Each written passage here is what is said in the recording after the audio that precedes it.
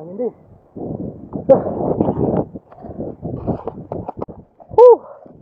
Bayog! What a lovely track! Uy! Tulog! Okay, so this is August 30, 2025. So po, nga rito sa Bayog campsite, no? Taklad ta diri sa babaw bukid, no? Pakadto karolan. So part isa sa Kabangalan and somewhat sa Ayungon nga side, kay bukid boundary ni siya. So ma-try to subong trail. Ako na atong bike sa likod. Ang atong helmet, which is very important, full face. Prepared sa atong gear, atong camera. And then ang atong GPS, very important para ma-trace ta ang atong waypoint, ang atong route para mapasa ta sa mga tropa sa uli kung magsaka di sila. At least may ara kitang info, okay? And then of course ang atong goggles, very important. Eye protection, and then ang atong gloves, which is very important karon.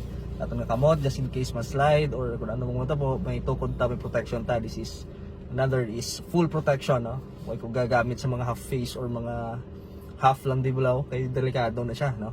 So ari may knuckle protection siya, and then leather of course, no? And then ang atong bag, which is lightweight carry lang ta, no? So munod sila IDs, no? Another mga atong kwarta ibayad ta sa entrance dito. Okay? Sandugo, baka naman. Okay? So very simple lang. Wala na. And then sando lang ta, naka-short, naka-sapatos. And then let's have a safe journey. Balik lang ta karon sa hapon. Okay?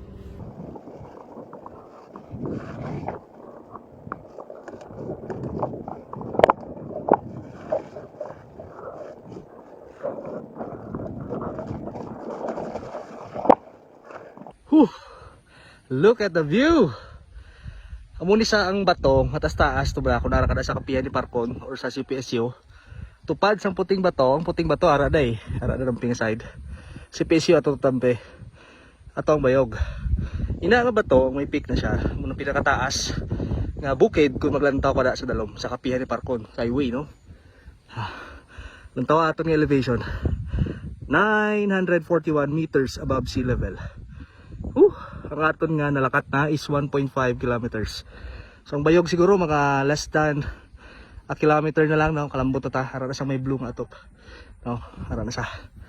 So pahuway ta danay kay medyo hapo, nabaguhan ko sa elevation eh. Taas. Actually nakalakat kami di last year, July 2024. So dugay na, no? Mga isa ka tuig na, isa ka bulan. So subong balik ta, may dala ta ka bike. Okay? Last time naglakat lang tayo, nag-hike po ng mga tropa, no? So dami di, yung mabakaw. Dawara ka sa New Zealand. Ina mo goal lang mo doon sa kaon, hiking yun lang yung bato na. I think mga more than 1,000 na siya eh. More than 1,000 na siya. Ulang taon mo sa GPS, kaling kinito nakalambot yung dalan na. Tikado, no? Okay? May lang kailangan tatangulan. Ang nakadami lang kay grabe ni ang bag, no? Pinagulan mo ulan. So ulan taon na ta karon nakabot sa babaw. The time is 12:45.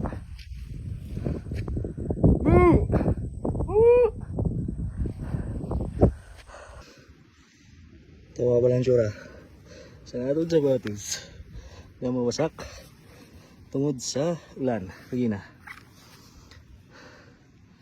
Anlog sang bato.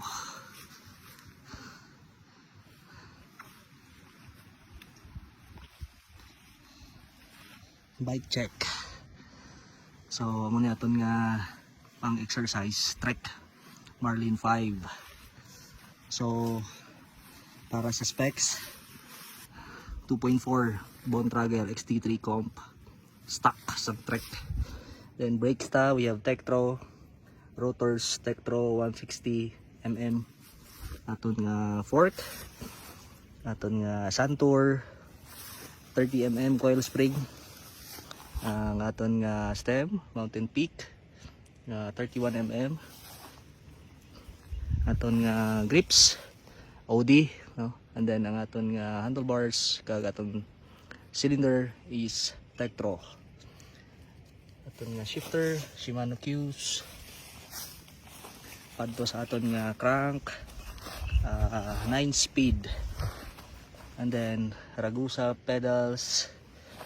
And then we have derailleur ta Shimano stock. Atong seat post stock So ma-upgrade ta sa fork kay gapisik, lapit na maguba ang aton nga coil spring. Kita maguba, galagtik na siya, hinay nang i-bounce. Bago pa lang. Isa kagwanta sa aton nga trip pre-ride. Di man siya design pang pre-ride actually pang leisure lang siya, pang lagaw-lagaw. So basi nagpuswak na ni Islanta Air Fork nga Santor or Saturn nga brand nga 34mm para dako-dako iyang stanchion. Okay, naton nga bike. Oh, saka na sa subayog.